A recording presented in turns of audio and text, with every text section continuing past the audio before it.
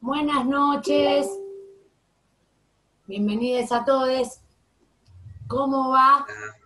¿Cómo va? Hoy sí, noche de vino, porque ya son pasadas las 8. Eh, qué lindos, qué verdos.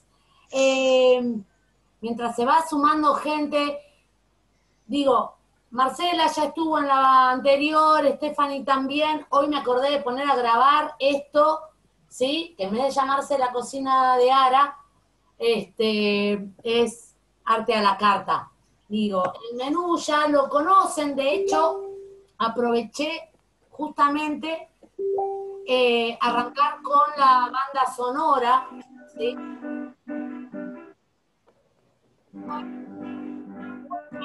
Los acordes, donde Javier, Uy, pará, cierra la puerta, pará. Javi, no me cerraron la puerta que se otra vez. es genial. Mandale un saludo a mi guitarrista, la próxima lo pongo en medio. Eh, Perdón, ¿Todo bien? me No, acostumbro. lo que habíamos habilitado, de hecho esto es una cena, ¿sí? Todavía no llegó mi reloj cucú, que es quien había planeado todo esto para darle forma, arte a la carta, que es Mauro, ¿sí? Pero les cuento un poco la dinámica. Arrancamos, lo que había puesto, lo que escuchaban de fondo, es la banda sonora, ¿sí? De Michael Nyman. Nyman es un músico extraordinario, extraordinario, al que yo conocí gracias a Greenaway. Digo gracias a Greenaway porque de alguna manera es esa dupla que configura toda la banda sonora, o sea que de algún modo uno identifica un fotograma, si se piensa en Greenaway, a partir también de Michael Nyman, esa distribución que uno no puede resolver. Digo, a quien le interesa después la banda de sonido, que está, digo, basta cliquear el mismo nombre de la película, pero si no, ¿sí? Alguien que van a conocer por otras, Nyman es el apellido, Michael Nyman es un músico, si se me permite, del carajo, y van a encontrarse, entre otras cosas, ¿sí? Que es un músico, lo que nosotros llamamos un músico de película, ¿no? Digo, con eso era un poco lo que estábamos arrancando para darle las bienvenidas. ¿Cómo es esto? Esto es cortito, ¿no? Digo, en relación a la presentación. La presentación tiene un propósito como si fuera un menú, ¿sí? Que decidimos, de hecho ahora voy a contar los culpables de este diseño, que decidimos a lo largo del mes, ¿sí? Para el otro mes, y de lo que tiene que ver es el propósito de presentar, no tiene ninguna otra cuestión. Un rato donde armamos un menú, 10 minutos más o menos de apertura yo voy a dar a la entrada. Hoy la entrada es justamente Peter Greenaway con este film provocador que se llama El cocinero ladrón, su mujer y su amante, una película del año 89, estrenada en ese mismo año acá en la Argentina, y para los que de algún modo éramos cinéfilos ya en ese momento, aún muy chicos, el circuito que lo estrenó fue el viejo Rojas, digamos, ¿no? La sala de cine, ¿sí? De calle Corrientes, en un invierno, para ser más preciso, porque en mí creó toda una cuestión haber visto esa película, un antes y un después. El plato principal, más o menos, dijimos 10 minutos para la entrada. El plato principal es una obra argentina, cuyo motivo también está ligado a el arte y la gastronomía, ¿sí? La autora la quiero mucho, mucho. Quiero mucho a ella, quiero mucho a su hijo, es Lucía Laragione. Lucía Laragione es una autora no solamente de teatro, es una poeta increíble, es una novelista fabulosa, ha trabajado mucho en lo que tiene que ver con literatura para chicos y para adolescentes, y tardíamente respecto a lo que uno podría decir en términos de generación de escritura, comienza a trabajar en teatro. Ella ya era autora cuando escribe, y su primera obra fue Cocinando con Elisa, cosechó todos los premios. ¿Sí? Cocinando con Elisa está traducido, ¿sí? En todos los idiomas que uno pueda imaginar o reconoce, y se llevó el primer premio que se lleva allá muy próximo a cuando la escribe, en el 93. En el 94 gana el María Teresa León, que es un premio de dramaturgia femenina dada en España, en donde tiene su primer estreno por Hormigón. Ahí le vamos a dar, ahora les di algunos datos, esa va a ser como la cocina principal, el plato principal. Y de postre vamos a tener un cuento, que es de Manuel Mujica Lainez, que es uno de los primeros cuentos de esa selección de 42 cuentos que tiene Misteriosa Buenos Aires, y que se llama El hambre. Después, porque yo pensaba hoy entregarles a ustedes como panera algo que va a quedar para el cierre, ¿no? Para marcar nuestra sobremesa. El postre tendrá unos 5 o 7 minutos más o menos, porque lo importante de esto es la sobremesa, es el momento en el que todos charlemos de lo que sucedió, ¿sí?, en el menú, de lo que les presenté, desde el lugar que quieran, reconozcan, ¿sí?, etcétera, etcétera. La panera es un tango que se llama El hambre, y que, ¿sí?, Marcela me tiró anoche mientras me preguntaba algunas cosas, ¿sí?, como por ejemplo no era Elisa con quien cocinaba la protagonista Nicole, sino era Elba, en el WhatsApp que llevábamos, pero me tiró El hambre, que es un tango de 1932, que es de Enrique Cadícamo y que la música es de Cobian, y que yo elegí a una intérprete que no conocía, a una mujer que no conocía, y que después, al menos de cierre, lo vamos a tener. El cuento, yo les decía que acá hay varios culpables de este menú. El cuento por el que yo rearmé toda la propuesta para hoy es de Luis. Luis me acerca el cuento de Mujica Lainez y me da la excusa perfecta para trabajar, en principio, con algo que, bueno, si hacemos un menú y ajustamos esta cuestión de arte y gastronomía, qué mejor que tener como tópico el hambre o la comida, ¿no? O el arte trabajando desde una hipérbole fundamental, desde donde poder utilizar como excusa, ¿no?, esos lugares cómodos, tranquilos, que nos ligan a la comida, a la celebración, a la reunión, ¿no? Y que hablo de estas hiperbolizaciones provocadoras, ¿no? Digo, que nos desestabilizan ese lugar común que uno pone, ¿sí?, a la reunión, a la comida, al restaurante, ¿no? Y que nos lleva a pensar otras cosas desde esos lugares. Ahí yo elegí trabajar con Greenaway, que es con lo que arrancamos, ¿sí? A mí el cine inglés me seduce mucho. Y esta película, que les decía que es del 89, es una película clave. Justamente la película posterior, otra película que recomiendo profundamente a quien no haya conocido Greenaway, que se llama Los libros de Próspero, y que los teatristas la llamamos la versión fílmica de La Tempestad, el último texto de William Shakespeare, ¿sí? No es extraño que La Tempestad o Los libros de Próspero de Greenaway sea del 91 y que la película que estamos trabajando sea del 89, ¿sí? Y uno podría decir, vi las dos, ahora una es Shakespeare y la otra, sinceramente, ¿sí?, es una hipérbole extrañísima, muy violenta, ¿sí? Una metáfora que algunos apresuraron en decir, ¿sí?, en los protagonistas yo encuentro una metáfora para hablar de la Inglaterra de la Thatcher, ¿sí? Y que puede ser o no eso, pero hay algo que las reúne a estas dos películas fundamentalmente, a partir de lo que yo considero un detalle. Después voy al estilo, ¿sí? El detalle es la hipótesis de la que parte o dice partir, ¿sí?, el director cuando juega. A raíz de una entrevista que él dio, ¿sí?, cuando se le preguntó por qué los libros de Próspero en La Tempestad, él en esa entrevista dijo: tú eres lo que lees. Estoy tan enojado con Shakespeare que elegí trabajar su última obra para de alguna manera exponer la traición que como artista alguien de mi propio linaje, alguien de Inglaterra hace.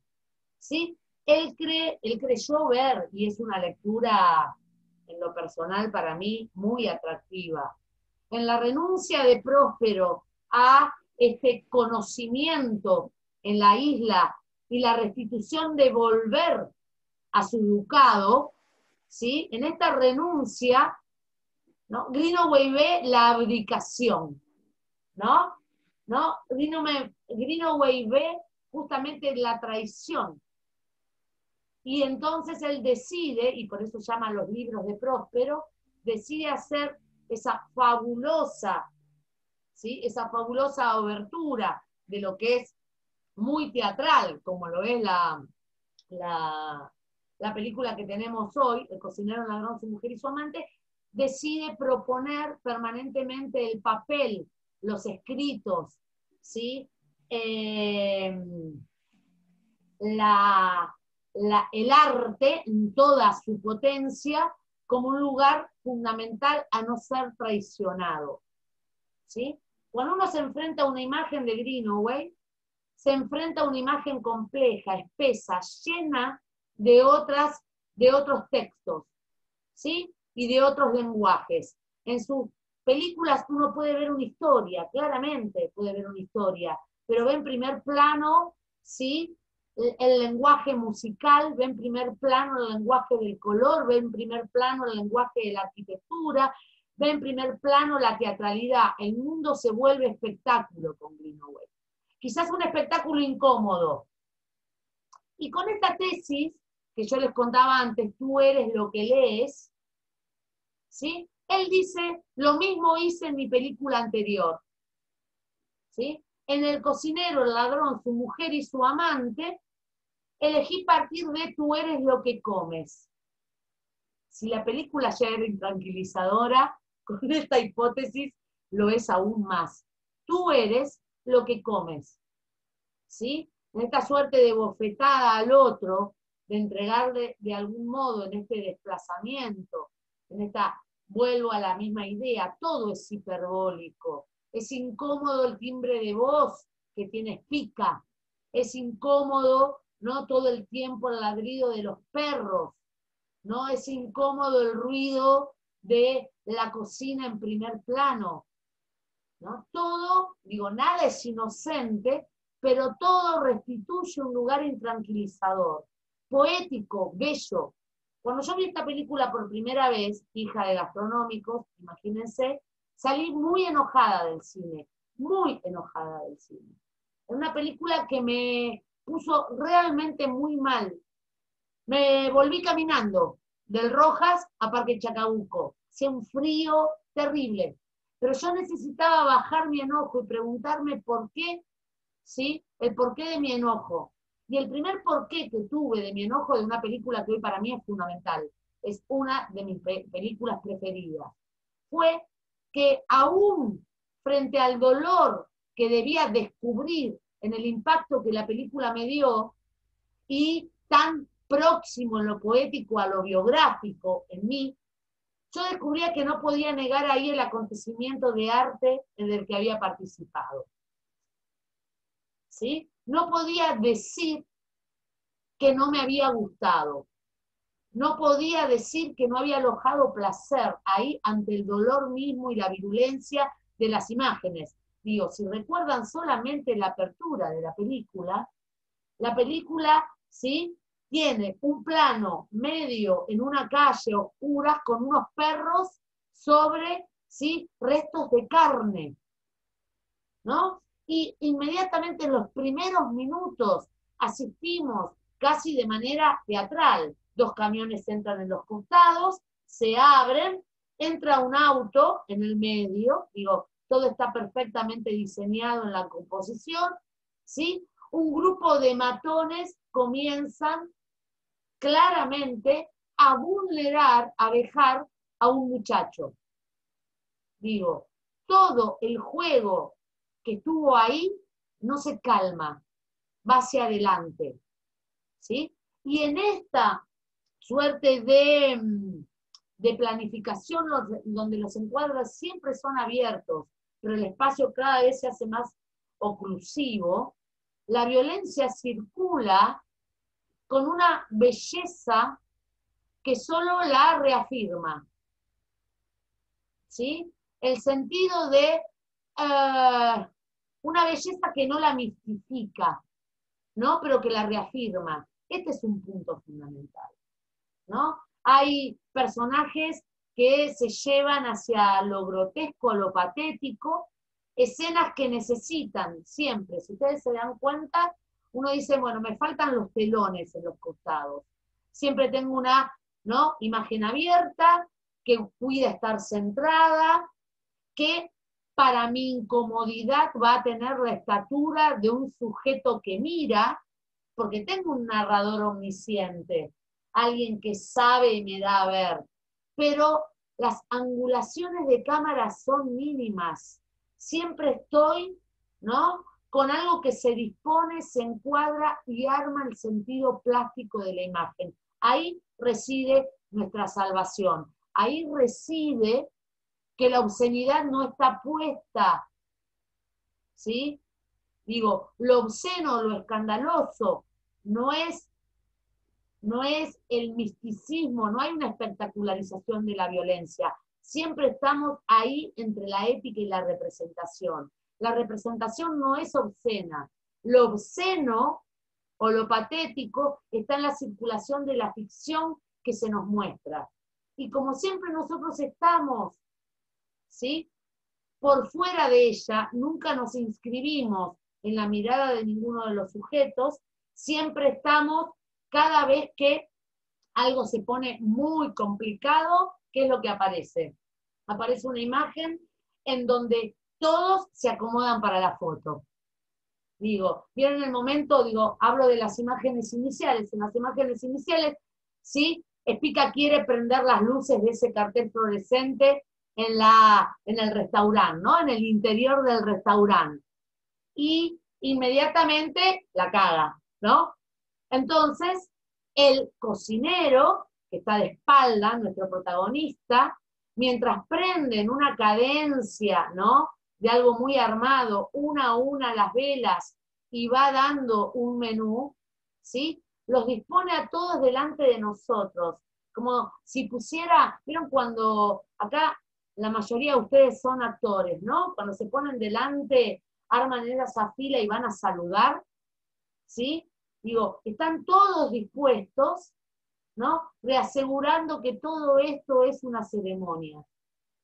De hecho, la clave de color también, digo, todo el tiempo en este simulacro yo no puedo estar en una imagen. Es una imagen que dice sobre lo real, pero que nunca deja de mostrar su espesor de imagen. ¿Sí? La última cena de Da Vinci está claramente en el comedor dispuesta, ¿sí? Uno puede encontrarse desde el uso de la perspectiva, de los colores, de la disposición, ¿sí? Y podríamos enumerar una y otra vez las claves pictóricas. Hay un texto a quien le interese la pintura y el cine, que es de Ortiz y Piqueras, dos autoras, que reúnen ahí, ¿sí?, reúnen ahí toda la ligazón. Ellas son investigadoras de plástica. Y lo que hacen es tomar el cine y la cita, ¿no? La cita a los cuadros, las referencias inmediatas y las mediadas a partir de una imagen que lo que hace es armar el juego del intertexto. Acá uno no tiene la cita literal, no tiene el cuadro, ¿sí?, dentro del cuadro, pero la imagen se ve desde este costado en el que uno diría de impresión de realidad, tan subrayada en su condición plástica, desde el color. Digo, la clave de lo cromático, es fantástico, la clave de lo cromático, el verde, digo, más allá de la cuestión semiótica o simbólica inmediata que uno puede encontrar, el lugar de los amantes, el Edén, el lugar del protagonista, digo, el título habla, ¿no?, de los protagonistas, es el cocinero, el ladrón es Espica, ¿sí? Su mujer y el amante. El título resume o condensa, ¿sí? Por dónde va a ir el argumento y el conflicto de la película, ¿sí? Pero no la historia, el argumento y el conflicto de la película. La historia la vamos a trazar cada uno en ese lugar en el que nos instalamos. Cuando se va llegando, ¿sí? Digo, la obertura se da atrás, en el estacionamiento. Lugar peligroso, no lugar, mejor dicho, peligroso si los hay.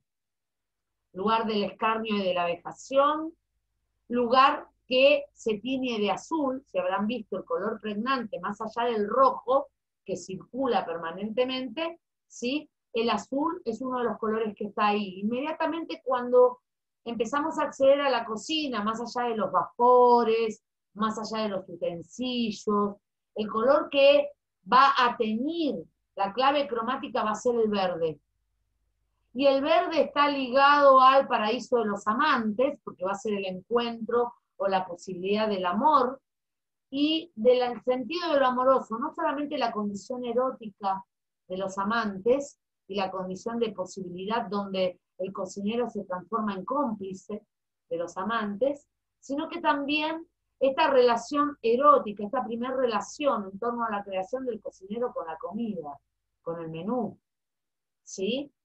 Digamos, mucho más amorosa que cuando pasamos al salón. El salón justamente muestra el desplazamiento, lo que nosotros diríamos en esta hipérbole, el lugar más incómodo, donde se desafía, ¿sí? Todo aquello que si uno dice restaurante o salón, tiene pensado en la cabeza, ¿sí? Y justamente se invierte. Y el rojo nos los anticipa, no solamente es el color trágico en relación a la sangre, es el color de la violencia, es el color de lo barbárico, y es el color de aquello que estamos tratando de no nombrar, ¿sí? ¿No? Es el color de lo obsceno que nosotros estamos tratando de no pensar, ¿sí? Pero que es inherente al sujeto, por lo tanto del que somos parte, que es el canibalismo. Todos somos caníbales. Lo cultural lo vuelve un lugar de censura inmediata. Digo, hay un texto, ¿sí? Para no irnos a lo religioso. A ver, digo, claramente la experiencia simbólica de la comunión no es otra cosa que encontrar un lugar simbólico donde desplazar aquello que, ¿no?, reafirma nuestro sentido caníbal. Comemos el cuerpo de Cristo en un pan o en una hostia, bebemos la sangre de Cristo, hola, y encima del sujeto que nos salvó. ¡Wow! Digo, desde ese lugar y con eso se está jugando, ¿no? Digo, me parece obsceno, terrible, pero hay un montón de comunidades que trabajando desde otra mentalidad no tienen la censura sobre esto inmediato que es, digo, yo tengo en mi naturaleza la posibilidad de comerme a un otro, ¿sí? A un otro igual a mí. El tema es que como es mi espejo, no hay nada más perturbador, ¿sí? Pero es cultural, no natural. Digo, Greenaway lo que hace permanentemente es como meternos el dedo en el culo, ¿no? Porque digo, lo que hace es desnaturalizar esto, ¿no? Y mostrar desde un espacio donde lo ceremonial reactualiza lo sagrado, el campo de lo sagrado, la familia, ¿no? Todo aquello que trae esos espacios de reunión, la ceremonia de la comida, la mesa servida, la fiesta como lugar de celebración, ¿sí? Y de decoro y de protocolo, él establece un nuevo protocolo, donde a la mesa nos pone la realidad de tú eres lo que comes, ¿sí? Y pone, ¿no?, lo sagrado y pone la violencia de lo sagrado y restituye algunas cosas que uno puede ver en autores como, digo, un texto, no puedo caminar y masticar chicle, René Girard. René Girard tiene un libro que se llama La violencia y lo sagrado, y que trabaja esta cuestión, y que se va a los mitos en los que nosotros nos podríamos ir a topar, ¿sí? Como antecedente de nuestro de nuestra mentalidad. Digo, en los mitos atenienses o los que nos haya llegado a propósito de los griegos, ¿qué otra cosa podemos ver? Sino es que siempre lo que restituye el equilibrio es un acto puramente violento en donde se elige la víctima propiciatoria. Y es un acto puramente violento lo que restituye un equilibrio precario, ¿sí? Quitarse los ojos en Edipo. Los finales funestos, digo, ¿no? Entregar a Ifigenia, ¿sí? Agamenón. Y podríamos seguir enumerando. Bueno, la modernidad no es menos barbárica, diría Greenaway. Es más, uno podría decir la posmodernidad, estos tiempos de incertidumbre, solo traen la reactualización, una lectura política de él, y en especial también si empezamos de Inglaterra, en la que él circula, y que atraviesa los 80 en el cine inglés, trae otro magnífico director que trabaja justamente por otra de las grandes violencias, otra violencia en la que se tiene que restituir, un lugar de orden que tiene que ver con un director activista en lo que tiene que ver con los derechos de los homosexuales. Digo, los 80 es clave para esto en el territorio inglés. Y Derek Sharman es uno de los grandes directores y tiene una gran filiación, al igual que Greenaway, en trabajar como protección al espectador una imagen mediada en torno a la clave de lo pictórico, a la clave de la mediación, de que la imagen es una metáfora que nos acerca, pero que en esta suerte de voyeur en los que nos transformamos a partir del ojo de una cámara, no nos vuelve cómplices. Digo, porque esa mediación es una mediación que nos salva, que nos hace mantener un sentido crítico sobre los hechos que aparecen. Derek Harman, tiene una película exquisita que se llama Caravaggio, como el pintor, ¿sí? Pero por sobre todo, ya que antes hablábamos de Shakespeare, tiene una película que se llama Eduardo II, ¿sí? De Marlowe, ¿no? Una obra también del teatro isabelino, ¿sí? Que trae para hablar de la homosexualidad en los 80. El cocinero, el ladrón, su mujer y su amante, y estábamos en el comedor, ¿sí? Del comedor y en la clave del color, ¿no? La banda sonora, que por suerte la tienen completa, digo, que es minimalista, para quien digo, ¿no? Hay una clave que lo que perturba ahí también es el modo en que se construye. Nyman no trabaja todas sus bandas, digo, no van a encontrarse, Nyman pueden encontrar algunas cuestiones, pero cuando trabaja para Greenaway no es el que trabaja para el pianista. ¿Sí? Digo, su banda sonora, yo descubrí mucho tiempo después que esto que escuchaba una y otra vez para pintar y que todo el mundo cuando llegaba a mi casa me decía, bájalo porque no sé cómo podés escuchar eso, que era Nyman, sin embargo, que había hecho la película de otras películas, de la música de otras películas que a nosotros nos hacía sentir como más cómodos, ¿no? Y que igualmente bella, pero con otro sentido. Acá lo sonoro participa de lo que nosotros diríamos el punto de vista, de lo acumástico. Genera, anticipa la tragedia, ¿sí? Posterga el momento, ¿sí? Acompaña a los amantes.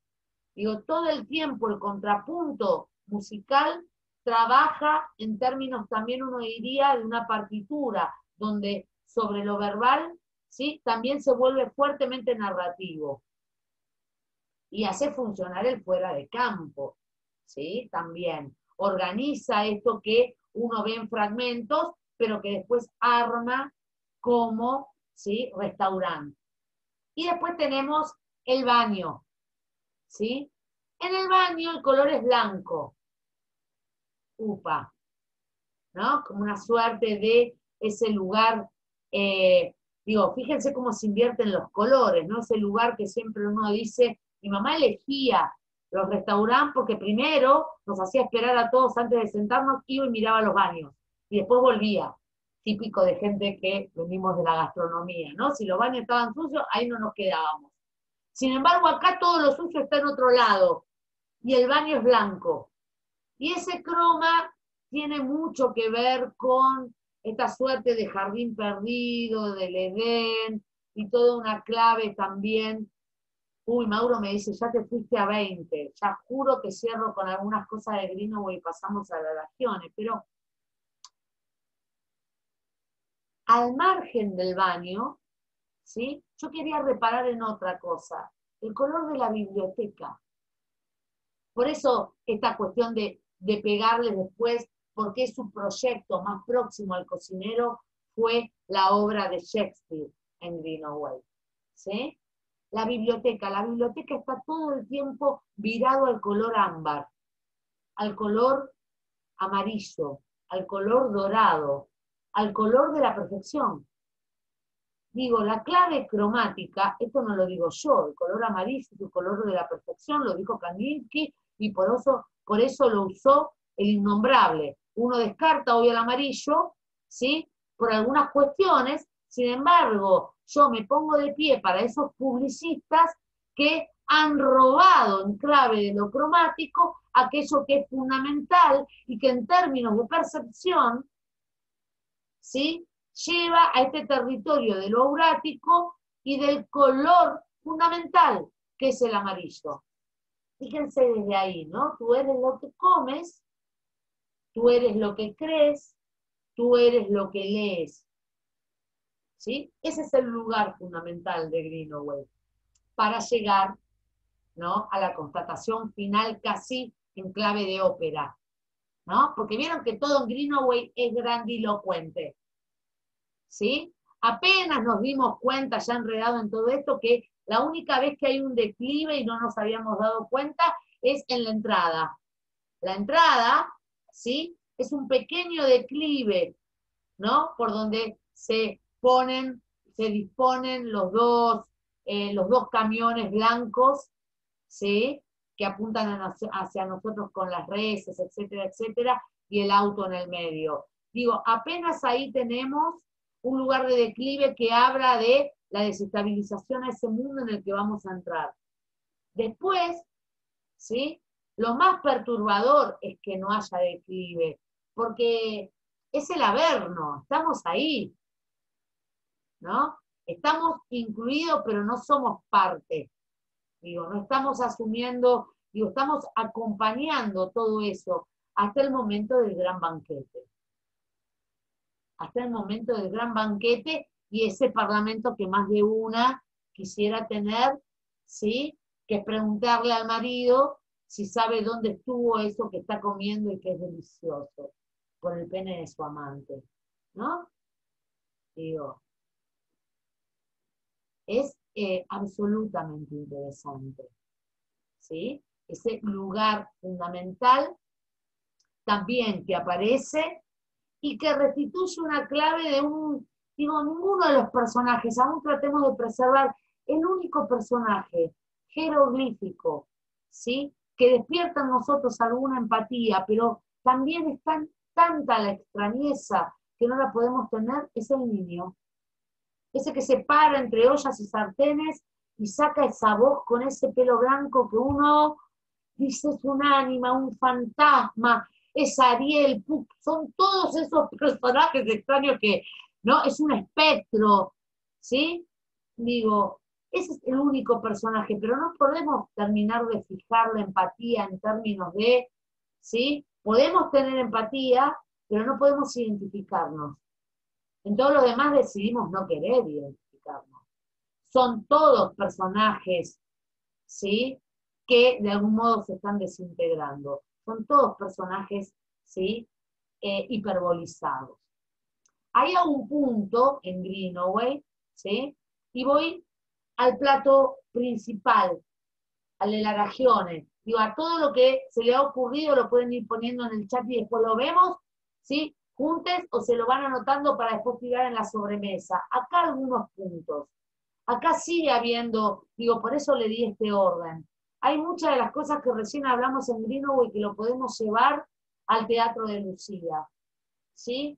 La región empieza a escribir teatro en los 90, pero desde mucho antes escribe literatura, que es lo que decíamos, escribe literatura para adolescentes y para niños, ¿sí? Tiene algunas novelas, ya no para niños y para, digo, Vidas opacas es realmente un territorio donde lo biográfico se vuelve poético, que se vuelve personal, y me parece que Vidas opacas es una de las novelas que recomendaría de ella, ¿sí? Pero todo el mundo ha quedado, digo, las dos obras, ¿sí? Quien no la tenga después me la pide. Yo había armado una carpetita en el Drive, lástima que no puse el Drive para todo el mundo en la cuestión, pero digo, tanto el cuento, que sí lo consiguen, como la obra de Lucía, lo armé en una carpetita que le puse arte a la carta y donde nos está quedando el tema de nuestros encuentros. Y este va a quedar porque va a quedar grabado.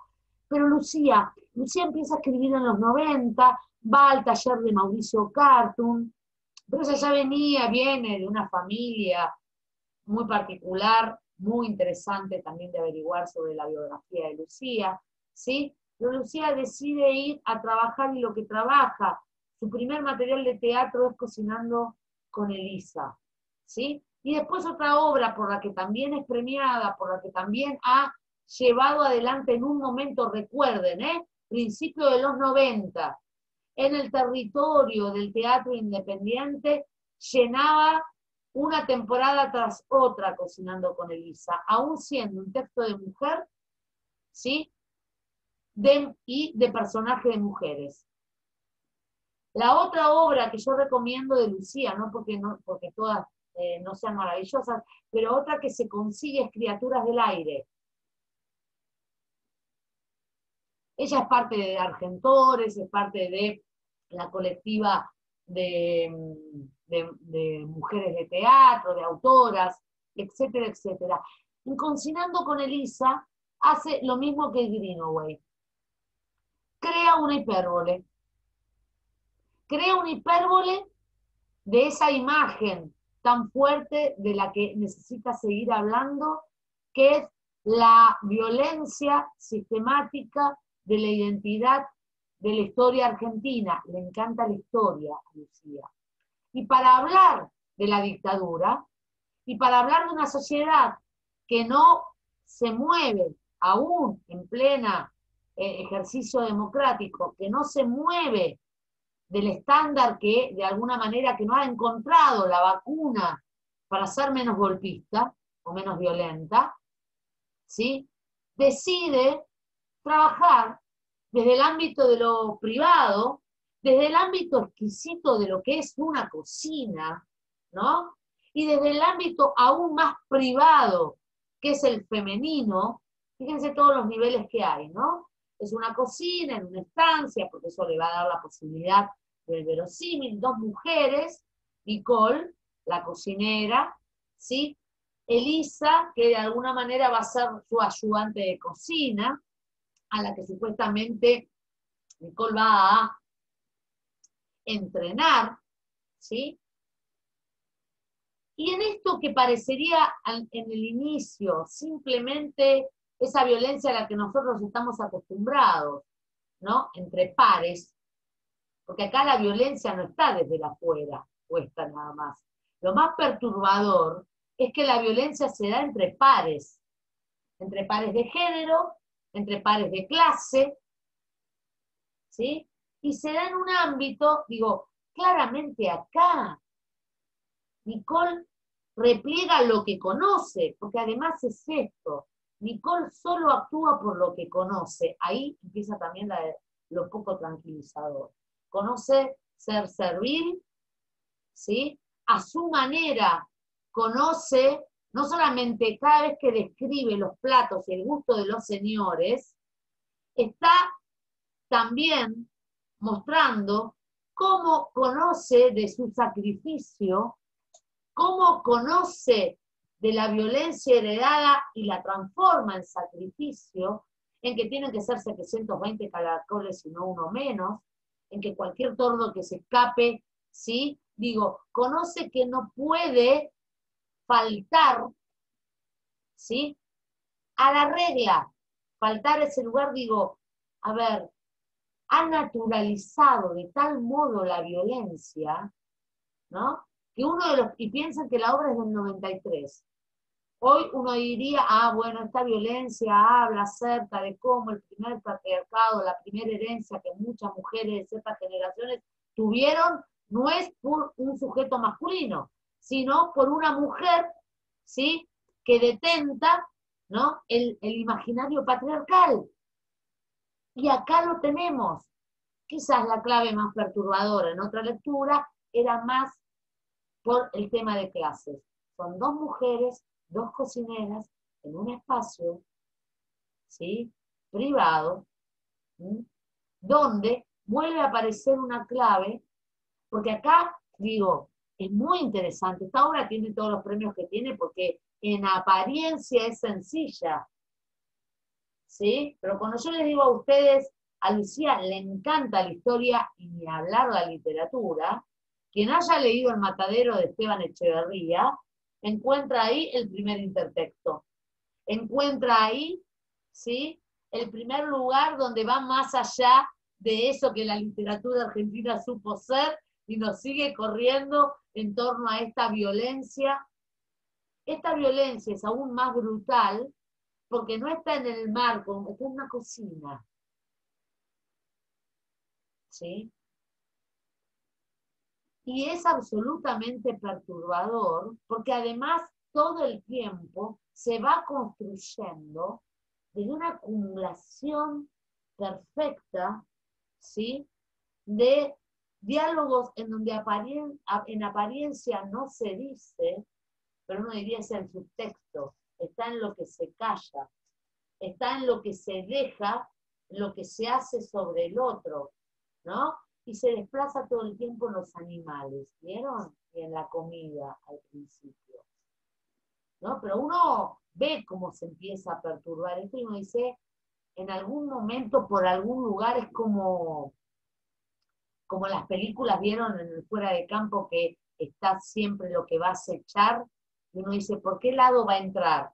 Funciona lo siniestro, porque por algún lado, ¿sí? Que no me lo espero, porque no conozco, digo, lo inquietante en esta obra es porque lo que se va tejiendo es lo ominoso, ¿sí? Es esto de lo siniestro que no está siendo narrado. Digo, todo el tiempo tengo una crónica de una muerte anunciada, ¿no? Digo, y está ahí, y no sé por dónde va a venir el garrote, ¿sí? No sé por dónde va a entrar eso, ¿sí? Digo, y ahí como un reloj, como una pieza, sin obviedades, sin que el personaje, digo, la mayoría de acá son teatreros. Vieron que uno de los problemas que hay con ciertas obras, uno dice esto no está funcionando, ¿no? En términos de texto, el personaje se vuelve por momentos que no funciona, porque nos está contando a los autores lo que debería ser, sin embargo lo cuenta. Yo no me olvido más, Sangaro a mí me decía, dejá, ¿sí? Que la protagonista haga. Y yo le decía, pero Patricia, si no dice que le duele las rodillas, ¿cómo carajo hago con La Última Noche? Sí, Alicia Moró de Justo. Si la vieja encima tiene 101 años, se me está complicando, dejá. Dice, no, me dice, el personaje te está informando a vos lo que tenés que poner en acción, flaca. El personaje no puede decir que le duele las rodillas. Lo puede dejar, pasa en el texto, pero no está funcionando. No está funcionando, ¿sí? Lo magistral de esta obra, más allá de los múltiples estrenos que arranca en España con Hormigón, un capo de la teoría también del teatro español, uno de los directores de la Asociación de Directores de Escena, ADE, porque justamente el premio de María Teresa León en España lo da ADE, la Asociación de Directores de Escena. que tiene unas revistas increíbles, unos libros increíbles, y que muchas de esas cosas las pueden encontrar. ADE es ADE, mayúscula. Ponen ADE y al toque le sale Hormigón. ¿Sí? Y Hormigón es uno de los directores de esta asociación, ¿no? Es quien en el premio, de algún modo, es con quienes firmamos, aquellos que nos hemos ganado el premio, aún para la edición, firmamos con él, y lo queremos un poco más, un poco menos, porque solamente nos mandó 5 ejemplares. Igual calculo que a Lucía le fue mejor que yo, porque se ganó el primer premio. Yo el derecho de edición. Pero digo, lo inquietante en este texto, lo inquietante en esta obra está puesto en el texto. Y un buen director es seducido por este texto porque ese mundo no necesita de explicaciones. Hay un hacer y cada una de las réplicas se vuelve tan lacerante como el agua hirviendo, como el momento de romperle el cuello a alguno de los animales, ¿sí? O esas cuchillas tan próximas que cada vez se vuelven más peligrosas. Porque está tan bien armado todo, que ese espacio que en el inicio era, ¿no?, descripto de, y lo tengo acá, voy a ir a digo, cuando arranca la obra dice una cocina en un establecimiento de campo, de las vigas cuelgan animales de caza, aves y liebres, la cocina es a leña, las ollas son de hierro, una ventana permite a los personajes asomarse al parque, y después arranca describiendo los personajes. No hay mucho detalle, un escenógrafo diría tengo entera libertad para construir un espacio. Ahora, lo primero que yo le recomendaría a un escenógrafo es que lea la obra sin el prejuicio, ¿sí?, de creer que el dato cocina de una estancia le puede servir de algo. Porque claramente no nos vamos a mover de ese lugar, pero seguramente ese espacio, ¿sí?, se va modificando. Y de un espacio tranquilizador, posible, ¿sí?, ameno, se vuelve claustrofóbico, ¿sí?, absolutamente desestabilizante, ¿sí?, pero siempre, ¿no?, como cuidando las apariencias. Siempre parecería que se guardan las formas, ¿no? Pero ahí aparece una réplica de una violencia en un orden de lo verbal increíble. Hasta que viene el hachazo final. Hasta que viene esto que yo le decía, ¿por qué hoy nosotros podríamos leerlo claramente desde una perspectiva de género? Y no sería, digo, sería casi elemental, ¿no? En torno de la cuestión de dónde opera el patriarcado. Nicole, haciendo lo que sabe hacer, dando de comer, ¿sí?, al niño de Elisa. Y no sé si todos, perdón si se los spoileo, ¿sí?, pero voy a hacer algo, voy a buscar poner en puerta y le voy a pedir a alguien de los comitentes, ¿sí?, mánquenme, que esto no es sencillo, voy a compartir pantalla, ¿sí?, y la actriz que quiera, de la que está, ¿sí?, lee el último parlamento de Nicole, y alguno de los otros concomitentes, no, concomitentes no se dice, bueno, no importa, ahora no me va a salir, alguien que haga de didascalias. Espero estar abriendo bien. No, no estoy abriendo bien, mánquenme, porque no estoy abriendo la que es. Ahí estoy.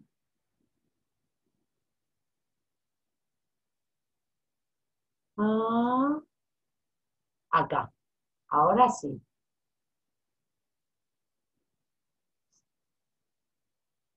Alguien que haga de didascalias y alguien que lea a Nicole.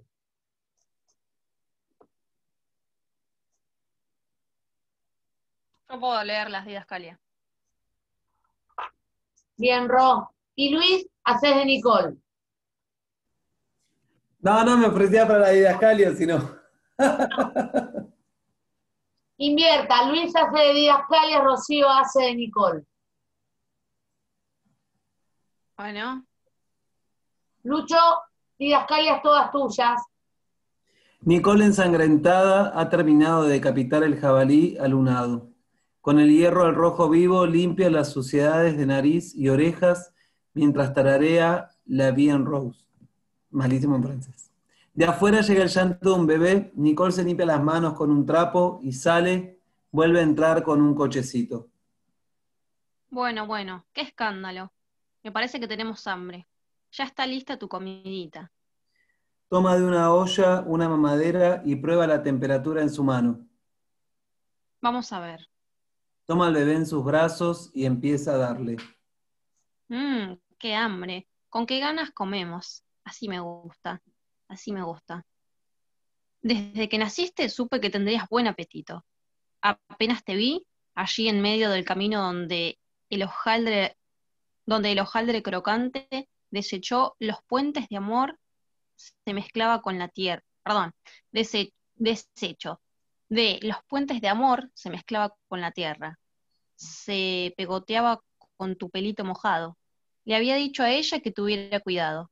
Le había dicho, los puentes de amor son frágiles, pero no quiso irme. Fíjese que Funes no se desvía del camino, le había dicho. Funes tiene el corazón duro como una piedra. No se iba a conmover porque ella estuviera. Madame se lo pidió. Madame se lo pidió.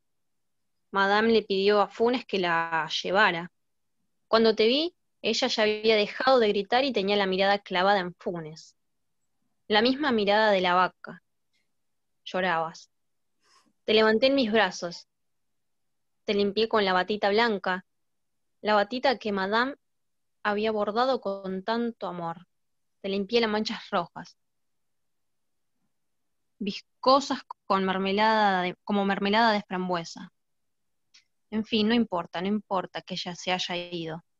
Madame y yo te vamos a cuidar mucho, para que crezcas sano y fuerte. Qué bien, pero qué bien. Te la tomaste, te la tomaste toda, así me gusta.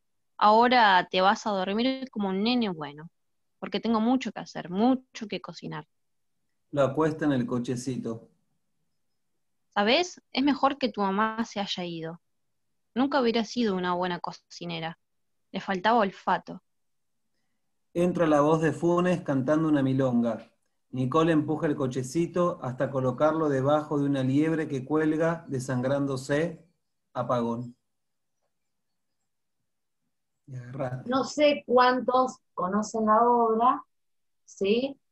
Les acabo de spoilear el final, pero lo que empieza a tejer en todo esto, en este, se ha ido, digo, lo que se omite todo el tiempo, lo que se pone de manera indirecta es la violencia. Uno puede, digo, hace muy poco vieron que se estrenó Secretos de Familia, ¿no? Una película que de alguna manera también cubre un drama judicial, ¿sí? También va cubriendo esto que obviamente la madre no quiere ver, eso que no se dice, eso que no puede. Después la película va para otro lado. Pero acá uno puede claramente, exacto, Maga, con Cecilia Roth y con Miguel Ángel Solá, ¿sí? Digo, y acá aparece algo de eso, recordaba, no recuerdo a la actriz, pero justamente quien hace de la madre de ese pequeño, que durante todo su silencio no hace otra cosa que guardar la violación, ese acto violento, que además se expresa de una manera después sin, digo, ¿no? Como por los bordes. Acá uno sabe cuál es la suerte de Lisa. Uno sabe o puede sospechar aún todo el engranaje que hubo detrás de traerla a Elisa premiada, ¿sí? Para después quedarse con ese niño como botín de guerra. Y uno puede, hacia atrás, claramente, tejer una metáfora sobre la violencia inmediata que circula en la Argentina de los 80. no necesita mucho más para tener una nueva fotografía que otrora tuviera en el matadero. Digo, nuevamente aparece el campo de la metáfora, ¿no? Y el del arte para hacer decible lo indecible. Esto es lo que uno dice, ¿no? Para poder construir un rostro que interpele esto, ¿no? Y ahí aparece nuestro postre. Acá me voy a apurar así porque a mí lo que me interesa es la sobremesa.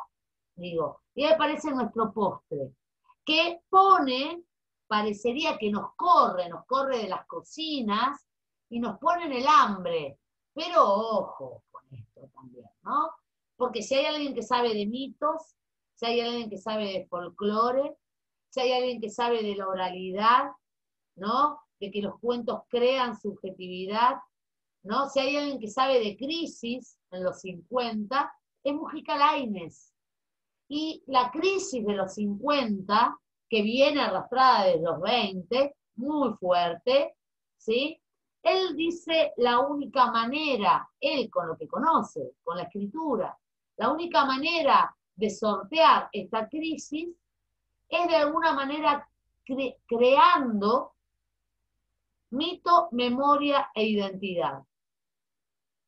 ¿Sí? Desde el mito, o sea, lo que el mito trae, que trae la oralidad, el campo de crear una identidad en común, reaccionar a un sentido de ciudadanía, si se quiere, ¿no? De experiencia que se comparte, de épica heroica, de historia ejemplar. Y entonces elige hacer como proyecto Misteriosa Buenos Aires. 42 cuentos, ¿sí? Que lo que buscan justamente es armar un mito de aquello que parecería ser centro, ¿no? Como Borges, digamos, ¿no? Centro, que es crearle un mito a Buenos Aires, ¿sí? Como este lugar para tener una historia ejemplar en común, ¿sí? Y entonces decide tomar sobre lo que conoce, por un lado, jugar con la ficción, tejer, ¿no? Una suerte de historia, ¿sí? Desde la historia, con mayúscula, ¿no?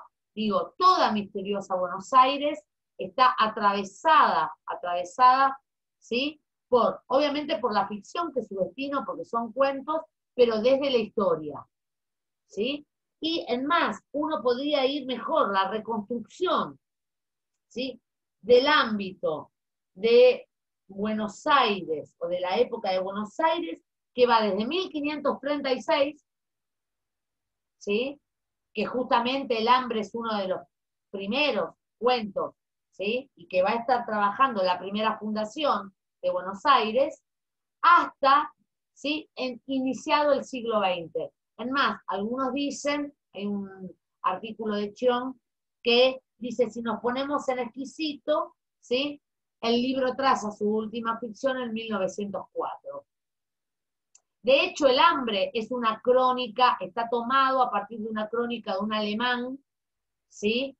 Digamos, de cronista, digamos, en lo que fue la fundación, y uno puede ir hacia las fuentes y los documentos que inspiraron el trabajo después de lo que arma, ¿sí? La estructura de base de lo que va a ser el cuento.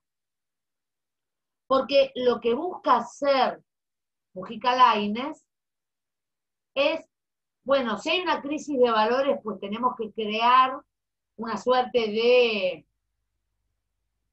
narrativa ejemplar y modélica en la que refugiarnos para salirnos de ahí. Cuando yo volví a releer esto me acordaba de algo.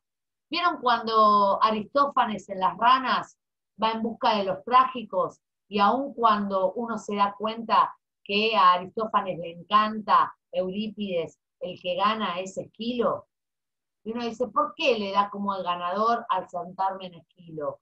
Porque necesita a ese soldado fundador de la ciudad que Atenas supo conocer, necesita la promesa que Esquilo trae para poder refundar una Atenas que cayó una ciudad que ya no está.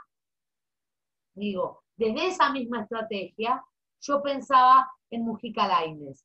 El cuento que siempre, digo, por eso agradezco mucho que me haya recordado este cuento, Luis, porque uno siempre tiene como entrañable cuento, ¿sí?, de Misteriosa Buenos Aires, El hombrecito del azulejo, ¿sí?, porque tiene esa capacidad fantástica, porque tiene ese lugar simbólico, porque tiene esa narrativa casi, ¿no?, que acompaña a los cuentos infantiles aun cuando no lo es, donde el pequeño Daniel, protagonista, se salva, ¿sí?, ahí vuelve a aparecer la idea de sacrificio, ¿no?, y la violencia emparentada, la idea de sacrificio. Lo que pasa es que acá el que sacrifica es un pequeño duende que es arrojado al fondo, ¿sí?, del foso del aljibe, sería, digamos, del pozo, y el niño puede salvarse porque se burla a la muerte.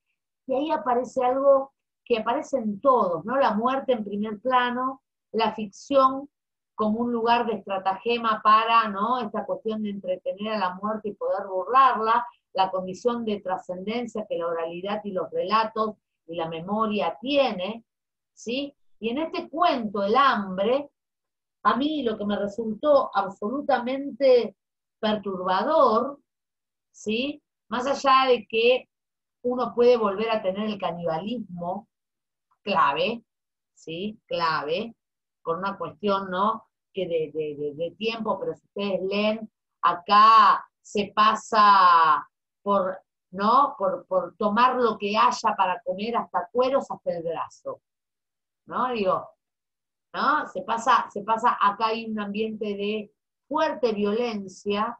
El tema es que la perturbación que existe acá, y me parece que es la clave, es que la violencia no está alojada en ese otro, digo, en este concepto de civilización y barbarie, donde el indio está presente, donde el indio es aquel que, ¿no?, que lleva la hambruna a los conquistadores, ¿sí?, en esta suerte de espera que hace desfallecer y que en donde uno se cae desmayado, la violencia se ejerce entre pares.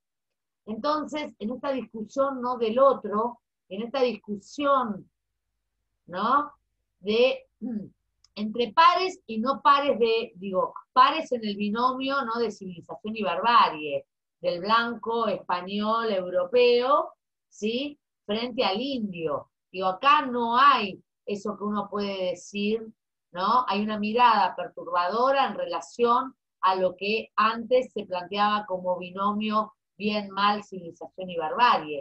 Acá hay un desplazamiento. Y no barbárico, ¿no? Las escalas, si se quiere, sociales, el agravio, el descontento, está puesto, ¿sí?, en el hombre promedio, blanco, español, ¿sí? Digo, en esta cuestión del obsceno, del que tiene una jerarquía, ¿sí?, y se aparece, y el protagonista, soy muy mala para los nombres, pero creo que era Baitos, ¿sí?, el protagonista que es un ballestero, ¿sí? Entonces digo, ¿cómo ahí uno puede entrar a desalojar en términos binarios, ¿sí?, y a crear un campo de ficción que de algún modo lo que hace es desestabilizar los arquetipos? Digo, lo que busca fundar es otra mitología, trabaja con el folclore que hay. Y acá, en esta suerte de, le había puesto flambeado yo a propósito al cuento como plato, jugando, ¿no?, con eso que hace ver más peligroso al otro porque se lo ve entre el fuego en el que danza. Digo, hay imágenes maravillosas en cómo narra Mujica Lainez. Pero yo recuerdo, ya que estamos acá con una cuestión histórica y cómo de lo que se trata es de, cuando uno habla de crónicas y de fuentes, se trata de no naturalizar tonterías que se han encriptado como verdades propias de una identidad nacional que no discutimos, ¿sí? Digo, estaba recordando lo que hizo Birri, y o casualidad lo hizo promediando los 50. Birri, el director de cine, el director de la Escuela del Litoral, ¿sí? El de Tirerié, que muchos reconocemos como un gran documentalista, y el de Escuela de Documental del Litoral, etcétera, etcétera. Birri hizo un mediometraje, que lo consiguen hoy en YouTube, antes no estaba, que le llama La verdadera fundación de Buenos Aires. Y la hace sin tener un solo fotograma propio, o mejor dicho, los fotogramas son propios, ¿sí? Pero sin tener ninguna toma que se salga de un pequeño cuadrito de Oski, ¿sí? Sobre un cuadro de Oski, una caricatura de Oski de la primera fundación de Buenos Aires, una sátira, ¿sí? Arma un mediometraje, Birri, para volver sobre esto, para tratar, ¿no?, de desentumecer los lugares en donde la identidad nacional, ¿sí?, con la que seguimos lidiando, se sortea fuertemente, ¿no?, en este campo del otro, donde civilización y barbarie no ha muerto con Sarmiento como proyecto, con la generación del 80 como proyecto, con el desplazamiento de del terrateniente tal y como lo pintaba la gauchesca, ¿sí? Y la apertura, digo, no, a ver, cambian los disfraces, pero en términos de ideología, esta tensión fuerte, bueno, hoy la tenemos, ¿no? Digo, se llama la grieta. Digo, y hablo de la grieta más allá de los partidos, hablo en términos de, hay una grieta fundamental en términos de qué proyecto de país podemos o no discutir, ¿no? Y yo la quiero instalar en otro lado, en de qué modos y desde qué aprendizajes, de algún modo, se lleva adelante las discusiones. Ese es el punto. En lo demás, cada uno opine lo que quiera, a mí no me interesa eso, pero digo, cuando me reúno con cierto territorio del arte y con ciertas ficciones, ¿sí?, que restituyen la necesidad de volver a memoria e identidad. Acá, digo, las últimas dos ficciones fueron de Laragione, fueron de Mujica Lainez, nos llevan al Río de la Plata, nos llevan a Buenos Aires, nos llevan a la Argentina a discutir memoria, identidad y también mito. ¿Por qué? Porque mucho, digo, a ver, hay un libro, no voy a acordarme ahora el nombre del autor, pero el primer gran mito que tiene la Argentina del siglo XX es la clase media. El primer gran mito que tiene la Argentina del siglo XX es la clase media, porque no es una clase. Bueno, el gran conflicto hoy, ¿no? Digo, en términos de hacer un trabajo exquisito, es un libro así de gordo, que no me voy a parar a ir a buscarlo porque me salgo del cuadro, pero a quien le interesa, el libro se llama La clase media, y es fantástico, digo, y después, bueno, hoy hay un montón, de hecho hay un montón de historiadores que presentan las nuevas relatorías, ¿sí?, sobre la historia, poniéndole el título de las propias historias la palabra mito. El mito sobre las mujeres, digo, ¿no? Digo, esta suerte de rockstar que tenemos hoy, de Viña, digo, todos trabajan restituyendo estas coordenadas de una estructura mítica que sigue funcionando como en nosotros. Ese es el campo, ese es el menú. Perdón, Mauro, no te di ni pelota hoy con los avisos que me diste de horarios, pero más o menos a las corridas o no, ¿sí? Anduvimos ahí. Bien. Se desmutean y empezamos a hacer la sobremesa. Desde donde quieran.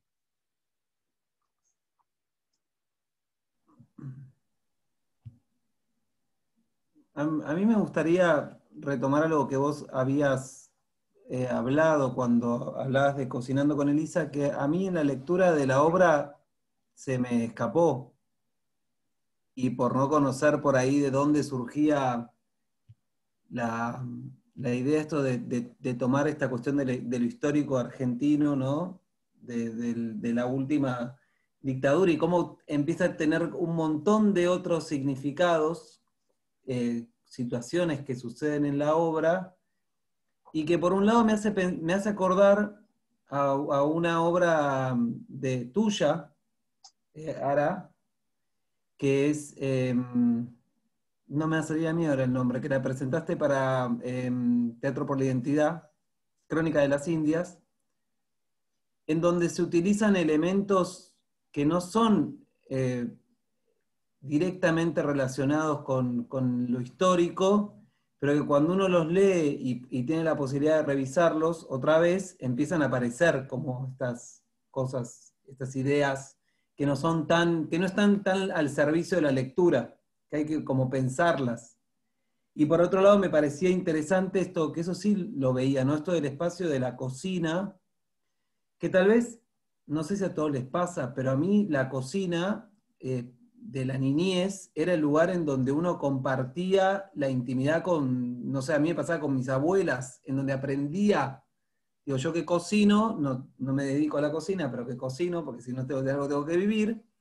Muchas de las cosas que aprendí las aprendí de mi familia, de mis abuelas principalmente, y de mis viejos después. Y cómo rompe esa cuestión de lo que uno tiene en el imaginario de lo que es la cocina, ¿no? De la intimidad, de lo que para uno puede ser hermoso ese lugar, te lo rompe con esto. Y es genial, digo, a ver, es que se juega con eso, no es que te pase solo a vos, ¿sí? Digo, y se llama linaje. Digo, ¿no? Es esto, lo que perturba cada uno, digo, en términos, uno habla de herencia, y hablar de herencia es confuso, pero uno crea o decide o arma linaje, que es pertenencia, que es identidad. Entonces, lo que acá te está haciendo es perturbando, poniéndote en evidencia que vos puedas pensar el linaje. Tu cocina, digo, lo perturbador acá, justamente está ahí, es tu cocina, es tu abuela, es ese sentido, digo, y es increíble, es hermoso poder tomar desde ahí. Por eso la Ragione, digo, la obra funciona aun cuando uno no reconozca ninguno de los intertextos históricos, porque no tiene por qué, porque aquello que busca e insiste instalar, ¿sí? Se instala simplemente porque captura lo íntimo y la idea del linaje. Entonces, en vez de volver la historia a una otredad para los grandes próceres, te pone en primer plano a vos como replicante, a vos como sujeto en acto, como Greenaway. Tú eres lo que. ¿Sí? Eres tú. ¿No? Sos vos. Digo, ahí viene el lugar de incomodidad. ¿No? Y es la idea del linaje. Digo, en todos los platos que tuvimos hoy, la historia no es con mayúscula, ¿sí? Digo, y las imágenes que han encontrado son perturbadoras porque resuenan, digo, esto cuando vos nombrabas Crónica de las Indias, es verdad, es la primera obra que escribí, la escribí con Amancay, porque encontramos a partir de una anécdota que tiene que ver con que alguien me acercó un texto que para mí era súper pro-colonialista, no me interesaba, por lo tanto no voy a nombrar a la historiadora ni a la actriz que me lo acercó, con todas sus buenas intenciones, pero me dijo, acá está esta india que testó, y que estaba casada, o sea, sale a partir de un documento, María es uno de los protagonistas. Y a mí se me aparece una imagen en la cabeza y decir, bueno, más allá de que no puedo escribir sobre este relato tal como está acá, porque este relato a mí me perturba, la imagen del mestizo, otrora, me trae la complejidad de la imagen del nieto que se está buscando. ¿Por qué? Porque lo más perturbador en la apropiación tiene que ver con eso. Digo, si me voy a una cuestión, abuelas, madres, nosotros sabemos que hay una metáfora sobre la sangre, sobre el parecido, pero digo, el lugar más perturbador es saber que el otro que se construyó a partir, digo, podría dar nombres propios, no lo voy a dar, pero digo, hoy un montón de nietos, ¿sí? Reivindican de alguna manera o trabajan sobre esa violencia fundadora, ¿sí? Y que tratan de desnaturalizarla a partir de aquello que se ha interrumpido, porque la ligazón con quienes fueron sus padres desaparecidos, ¿sí? Es una idea muy romántica que aparezca en términos de, ¿sí? Digo, uno puede heredar un montón de cosas, pero sabemos que el sujeto es cultural y que la identidad, ¿sí? Forma parte de... Entonces, en esa sujeción identitaria es muy complicado. El cuentito no termina feliz en la restitución.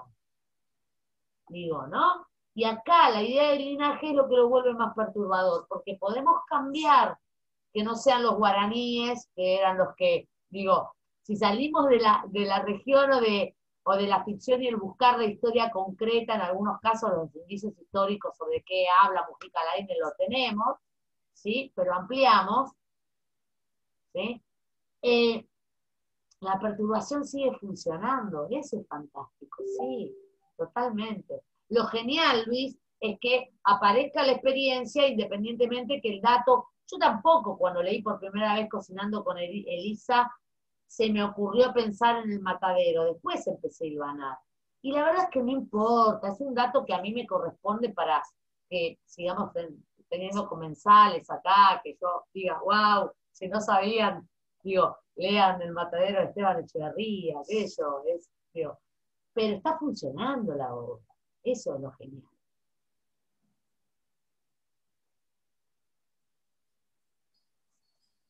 Hola, buenas noches a todos. Em, em,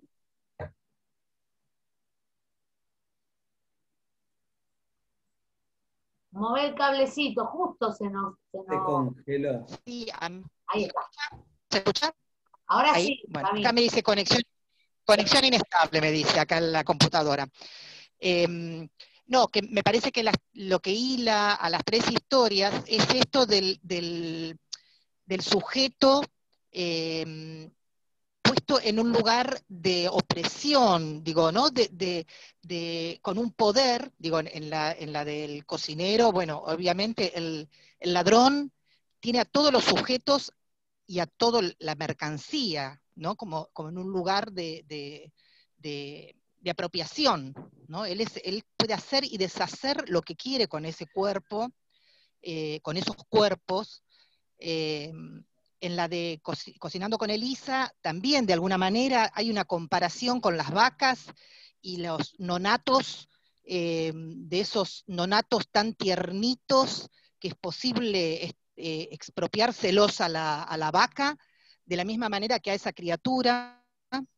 Y en la otra, en El hambre de Mujica Lainez, también hacen una referencia a este Baito que viene pensando que iba a encontrar una tierra próspera, que iban a encontrar el oro, que iban a encontrar, ¿no? Como también una cuestión de vapuleado, ¿no?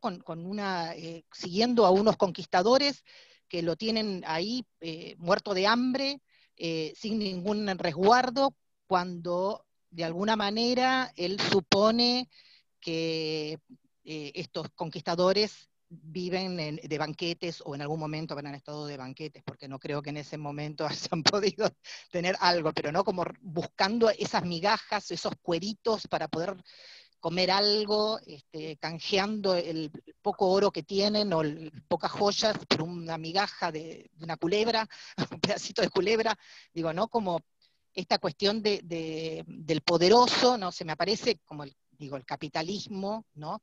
Y también esta opulencia de que el derroche no importa si se desecha la comida, si se tira, en Cocinando con Elisa son todas comidas francesas, todas exquisiteces con, no sé, 10 codornices, no que eran tordos, 10 tordos que come cada uno, ¿no? Como una cosa muy exquisita, que me parece que también, ¿no?, nuestra sociedad ha llevado, las dos son de los 90, ¿no?, como también marcando, ¿no?, este cambio, o no sé si cambio, ¿no?, como progreso dentro de esta gente excéntrica, que el poder lo lleva a una cosa que, bueno, también si hablamos de los franceses antes de la Revolución Francesa, o digo, de los señores feudales antes, ¿no?, como esta cosa de derroche y de exquisitez, ¿no? No importa a qué costo. Gaby dice algo que me parece que está buenísimo en este sentido, digo, lo pone como muy claro. Hay algo del orden del obsceno y hay algo del orden de la mercancía. Y hay un poder que circula, definitivamente. El tema es que a diferencia de lo que en otros momentos hubiera sido el bien y el mal, lo que nos damos cuenta acá en Nicole, en Espica, hasta aún en este ladrón grotesco, es que lo que circulan en ellos son narraciones heredadas. Y circula un otro que se pone en el lugar, digo, no podemos hablar de víctima-victimario con la misma cuestión. Digo, acá hay una suerte de conciencia que muestra que hay un sistema per se donde, como Bentham decía en el panóptico, ¿no? Basta que se instale el ojo que vigila, que los cuerpos dóciles se configuran y no necesito el vigía sobre, ¿no? Sino que hay un cuerpo que se comporta como, ¿no? Y si uno es lo que hace, vuelvo a esta cuestión, ¿no?, uno es replicante del lugar más obsceno de ese poder que esgrime no querer o que ha padecido, pero lo perturbador acá es cómo, ¿no?, en estas maquinarias se vuelve más sinuoso, más relatoría, pero aparece el otro en donde uno podría marcar en todas las ficciones que vimos hoy los lugares o las coartadas en donde decís que podés correr de ese lugar. Sin embargo, estás, ¿no?, en el mecanismo y le sos funcional, obvio. Por eso decía, digo, en Greenaway uno puede ver en Espica el lugar más obsceno de Margaret Thatcher, digo, por decir, digo, hay como lugares de mucha obscenidad, pero el lugar intranquilizador de la imagen es que muestra el engranaje, diría Sartre. Muestra el engranaje, no solo, ¿sí? Digo, acá no queda solo el agonista, el malo en primer término. Digo, esto no hay buenos y malos. Hay como una delegación ahí de situaciones, como dice Gaby, de poder, en donde lo que se abre es el engranaje. Eso es absolutamente desestabilizador, porque nos vuelve a esto, ¿no? Nos vuelve a, no hay una otra edad, no hay alguien que, digo, cada vez que yo quiero ampararme en la comodidad de es el otro, ¿no?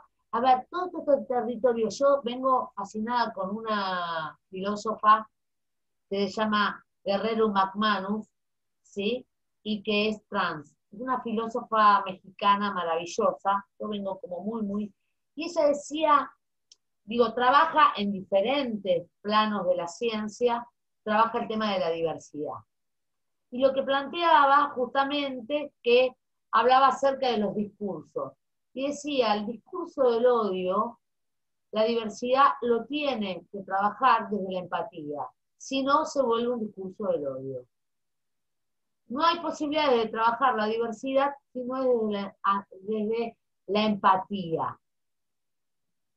¿Sí? Para poner, digo, y lo que nosotros nos encontramos acá, ¿sí?, por eso creamos una suerte de empatía, es que cada vez que esto es como, lo pienso y lo pienso mayormente también en, digo, quizás se puede, hay que hacer toda una intervención en Mujica Lainez, pero es epocal.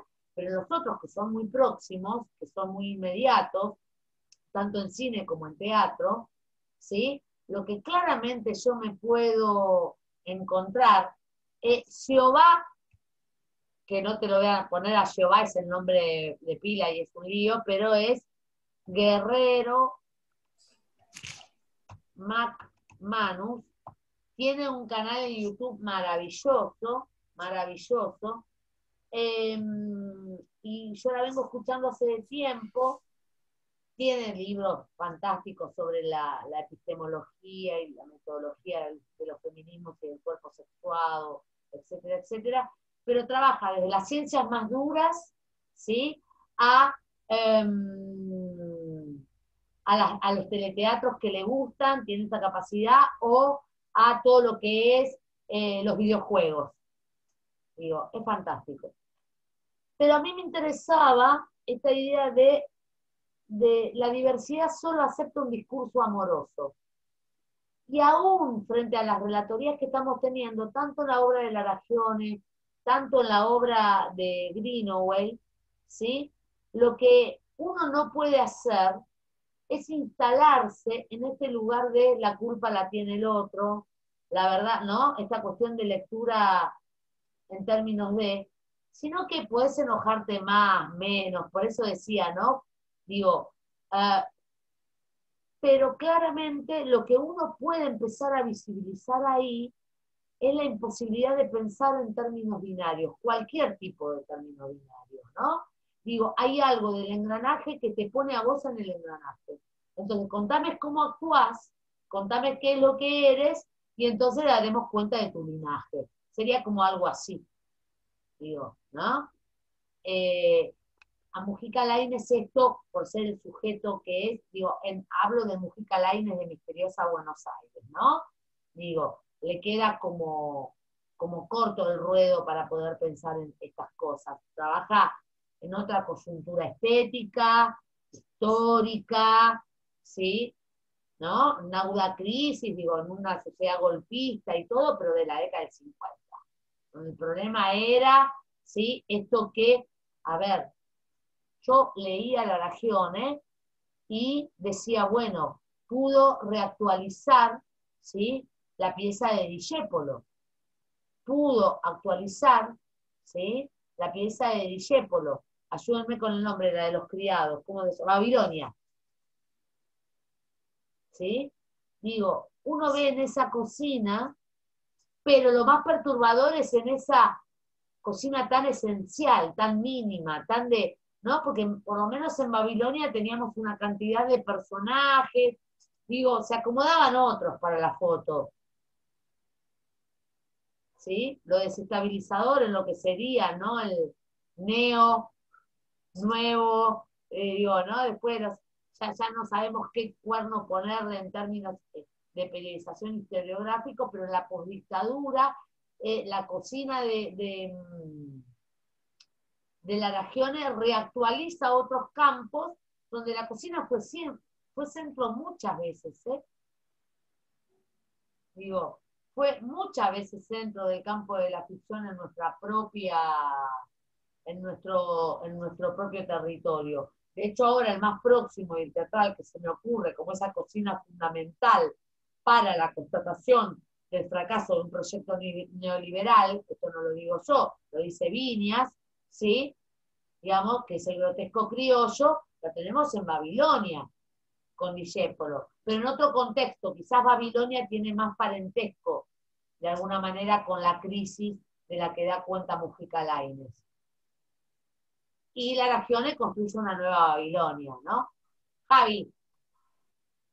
Sí, pensaba un poco en la cocina, que es como el espacio central hoy en esta, justamente hablando de banquetes y de platos y de idas y vueltas, y está la cocina como espacio, y me interesó mucho lo que decía Luis, qué relación tenía él con esa cocina de su infancia, cuál es su linaje respecto de los recuerdos que lo mantienen ligado a esa forma de cocina.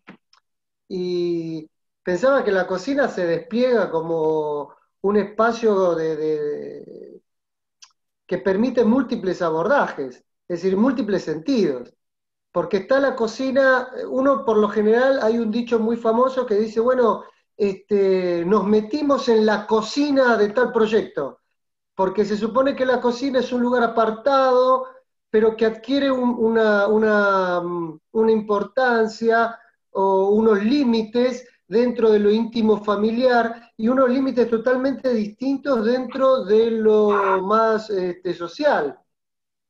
Es decir, por lo general, y tenía mucha, más allá de que tu madre revisaba primero los baños de los bares o de los lugares de las confiterías, digo, uno siempre tiene esa sospecha de qué estará pasando en la cocina cuando todo reluce tanto afuera, ¿no? Como uno no hace uno lo hace porque así se queda tranquilo, pero podría pensar en que no es exactamente idéntica, en espejo, la situación de confort y de placer en el comedero a lo que está sucediendo en la cocina. Uno hasta siempre suele fantasear con cierto horror las cosas que podrían estar haciendo los cocineros, cuando uno en todo caso se vuelve un poco pesado y exigente de más y hace ir y venir a los mozos de la cocina a tu mesa, ¿no? ¿Qué tipo Te vamos a escupir el evolución? plato. Te vamos a escupir el plato. Pues, claro, y tenés ese espacio y dos recuerdos que se anudan en este espacio. Y uno tiene que ver, por eso me lo hacía acordar Luis, yo recuerdo a mi abuela y los pocos tiempos que compartimos juntos y han sido en la cocina. Yo sentadito en un banco, ella al lado mío y conversando a la noche. Cuando yo volvía de un ensayo que ella insomne esperaba, yo volvía tarde y me esperaba igual. Y no se iba a dormir antes que yo volviese. Entonces charlábamos un rato antes de que ella se vaya a dormir. En la cocina. Así fue en su casa y así era en la mía, o en mi casa familiar. Y después recuerdo una situación, habíamos ido con un trabajo con la Runfla a hacer para Laboratorios Richet. Habíamos ido a hacer un trabajo que era una cosa, y todo a los dueños de los laboratorios los habían concentrado todo en una quinta y durante, no sé, 2 días, 3 días, la clave era la Edad Media. Entonces los hacían comer con las manos, había un banquete que tenían que ver con la mesa de las cortes, y nosotros fuimos como juglares, y saltimbanquis, casi bufones si se quiere en algún momento. Y entonces hicimos lo que teníamos que hacer, hicimos nuestro trabajo que tenía que ver con una escena que intervenía, por supuesto, de manera absolutamente no convencional, el espacio, y bueno, generaba todo una ruptura de lo habitual, ¿sí? Poner en crisis en el orden de lo cotidiano, como diría la maestra Arreche, y después nos mandaron a la cocina. Y en la cocina comimos fideos, o los otros comían otra cosa. Nosotros comimos fideos con los que hicieron acrobacia, con los que enseñaban lucha medieval, con los que hicieron una canción, digamos, con el estilo de las cortes de ese momento, y nosotros, los actores, las actrices, los comediantes, ¿sí? ¿Dónde? En la cocina. Allí estaba lo más divertido de la humanidad y al mismo tiempo lo más relegado de cualquier corte. Ahí estábamos nosotros. Entonces se me vinieron y se me anudaron estos espacios de múltiples significados y significantes que es la cocina. La cocina. Ahí estaba también. No, pero es maravilloso. Yo ahora me quedo pensando porque Javier iba anudando su relato y yo decía, el linaje acá viene perfecto, ¿no? Cada uno tiene una historia íntima y si se fijan, de quienes hemos tomado o hemos elegido los relatos fundamentales de nuestra mentalidad, ¿no? Nosotros le debemos a bastante gente, le podemos echar la culpa a un montón de gente del pasado, pero piensen que la cocina, digo, a ver, nosotros hemos tomado de la cultura griega y latina los lugares fundamentales. El lugar de la mujer destinado a lo privado y a la cocina como lugar fundamental de la arquitectura, digo, el templo y la cocina son esos dos lugares de las casas caras, ¿no? Del romano, como lugar fundamental.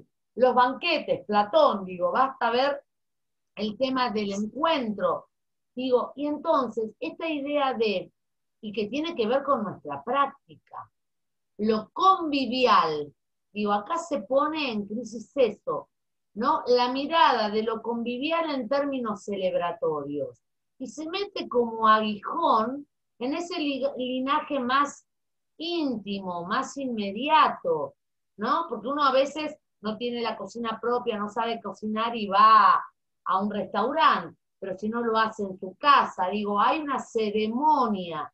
La habilidad de Greenaway es no irse absolutamente de ninguno de los puntos de reactualizar la ceremonia tal y como se da en un restaurante. Porque si no, no habría verosímil. Lo que pasa es que después, ¿no? Se estiliza, se hace de eso un espejo, ¿no?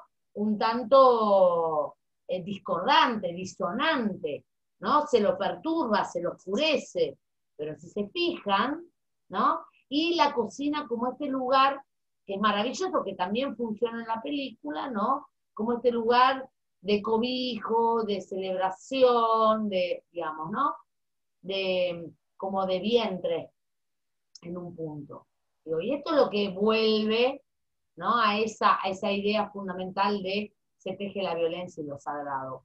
Que la cocina nunca es un lugar anónimo, chicos. Este es el punto. Sí, y también ahora esto de quién cocina y quién no cocina, ¿no? Esto de pasar al privilegio de no cocinar, sentarse y ser atendido, ¿no? Como, ¿cómo se llamaba el de la película de Greenway, ¿no? Sí, es que él se sienta y pica. Pero vos fíjate, a él no se lo nombra nunca como gastronómico, siempre se lo nombra como ladrón. Entonces te lo dice alguien que es un padre gastronómico, ¿no? Como ajeno a, tiene esa cuestión, pero es el gángster puesto ahí. Digamos, claro, ¿no? claro. Sí. Y además atormenta a todo el comedor, ¿no? Con sus gritos y con todo este derroche. Algo que me pareció fantástico de ese salón es el uso del color rojo y el cuadro rojo, ¿no? Y ese detalle espectacular.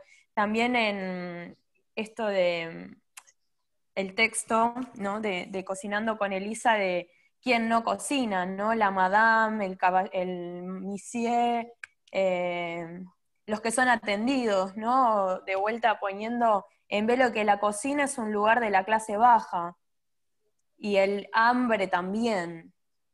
Aunque, como vos decías en la cuestión del hambre, ¿no? Que corremos un poco de lo heroico, ¿no? Y en los relatos misteriosos de Buenos Aires, a los capitanes, con su vajilla de oro toda pasando hambre, y igualmente vestidos con su abrigo de nutria, porque las apariencias ante todo. Pero esto es genial, porque digo, si vamos hacia atrás, yo recuerdo siempre, a mí me gusta mucho una imagen que tiene Mushkin en su libro de conversaciones con Ariane Mushkin, en el primero, porque tiene ya dos libros de conversaciones. Mushkin habla acerca de lo fallido de su película sobre Molière, porque era larga, carente de ritmo, perdió a Molière por la recreación histórica. Pero a mí me gusta mucho cuando ella dice, cuando la compañía está en crisis, yo salgo a caminar. Y cuando salgo a caminar, lo hago siempre de la mano de Molière, que es mi vecino, que es otro francés que tuvo una compañía, que está mucho más cercano, ahí viene la idea del linaje, ¿no? Y con él trato de pensar en qué crisis están mis actores, o en qué crisis estamos nosotros como grupo, ¿no? Aun cuando todos salimos en la aventura de conocer a Shakespeare, a Esquilo, a otros, lo importante es el linaje. Me voy con mi vecino, decía Molière. Y su vecino le mostró que lo que pasaba en los 90, ¿sí? O en los 70, en los 90 con los refugiados, ¿sí? Con todo el compromiso político que tiene ese grupo en relación al problema que Francia tiene y que fuertemente se subraya de los 90 en adelante con el problema de los refugiados. Siempre todo se vuelve al lugar del problema con el otro y del problema de identidad y de esta obscena cuestión que tiene que ver con ver en el otro lo que yo no tengo y quererlo, etcétera, etcétera. Pero Mushkin cuando describe todo esto, y en su investigación dice, el siglo XVII era un desastre. La obscenidad que nosotros también la podemos ver, nos pasamos a España, ¿sí? Y el problema no eran los reyes, no era el sistema, ¿sí? Porque nosotros vemos el sistema obsceno dentro de una maquinaria a la que llamamos democracia, ¿sí? Digo, en aquel momento el contrato era el absolutismo, que no es lo mismo que decir dictadura. Y Velázquez pintaba los borrachos, ¿sí? Y los enanos, ¿no? En las veredas, tirados, digamos, de la España, de los invisibles, diríamos nosotros, ¿no? Una buena serie que les recomiendo de Netflix, o una película que acaba de salir que se llama Las Invisibles, pero digo, de los invisibles, y teníamos una monarquía absolutista absolutamente obscena, que ya se había gastado todo lo de la conquista española, ¿no? Pero siempre el poder, ¿no? Mostrando, ¿no? Haciendo valer que vales por lo que muestras, no por lo que eres. Todo esto siempre lo supo, ¿sí? Dale, Marce. No, pensaba que a este menú le faltó el libro de Leonardo da Vinci, que si bien el de Leonardo da Vinci, la cocina, el códice, que si bien hay dudas sobre ese libro, si fue o no fue, la verdad es que yo creo que tiene bastantes datos posibles de que haya sido de él. Y bueno, si hablamos, digamos, de arte y de cocina y de pintura y de cocina, la verdad que creo que da para otro capítulo esto, porque es como, porque mientras se está hablando yo me voy acordando, por ahí hay algunos que exceden el ámbito de la cocina y se van más al comedor, pero bueno, por un lado pensaba este libro de Leonardo da Vinci, que digamos que había una preocupación de él en lo estético y la comida y lo que se comía y cómo. De hecho tuvo un restaurante me olvidé el nombre ahora, recién lo tenía. Me sale uno con Botticelli, me salía Botero que no tiene nada que ver, con Botticelli, y había, bueno, nada, había un tema bueno, cómo se presentaba la cocina y todo lo que implicaba y todos los quilombos que él tenía dentro de la cocina, donde, digamos, que cocinaba para las cortes, que estuvo en el castillo de los Forza. Bueno, nada, pensaba en que todo eso daba, que tenía que ver con este tema. También me acordaba, estoy haciendo como un rejunte un poco de todo lo que se fue hablando. Me acordaba del Rojas, de la presentación de esta película, y que en el Rojas, en esos años, me acordé de una de las obras de los Macocos, que ahora puede ser que confunda el nombre de la obra, pero había una que tenía que ver con la última cena, que no me acuerdo si era Macocos, Adiós y Buena Suerte, o bueno, no me estoy acordando cuál era el nombre de esa, pero había una que tenía que ver con el cuadro final de la última cena, donde había todo un planteo de bueno, de ese último momento, y que tenía que ver con la dictadura de la que se venía, porque esto fue, no me acuerdo ahora, pero esa obra debe haber sido del 86, por ahí, bueno, el momento en el que Rojas estaba, digamos, en ebullición. Me acuerdo también otra obra que también estuvo cerquita, el Rojas, en un momento de Muscari, el Muscari totalmente under, después la volvió a hacer, que era Derechas y Humanas, que todo el quilombo ocurría en la comida, y lo que significa el tema de la comida, de como agua para chocolate, el sentido, digamos, el libro, el sentido de lo que se cocina y qué se da en esa comida, que en todas estas un poco, si bien no está puesto ahí el punto, también es qué es lo que se brinda en esa comida, ¿no? Bueno, nada, fue así. Ahí no, Marcela dijo, obvio que esto da para muchos capítulos, pero hay algo que Marcela dice y que cuando nombró como agua para chocolate me parece fundamental, que es la idea de receta, ¿no? que es la condición erótica también de la comida, Mm. y que es la idea ligada a lo que uno podría decir la magia, ¿no? El realismo mágico se hizo un festín sobre esto, toda la literatura latinoamericana, de algún otro modo, pero, a ver, pensaba en esto, uno trata de escapar, pero podríamos hacer una enumeración de las versiones de las reversiones de las reversiones bajo un mismo argumento en todo lo que es el cine norteamericano y europeo de los últimos 20 años, que han tenido a las cocinas, a las confiterías, a los chefs, a los artistas culinarios, digo, ¿no? Que se vuelve a ese lugar de hasta la película del domingo, cuando me quedé solamente con el cable que circula la misma película todo el tiempo y que voy ahí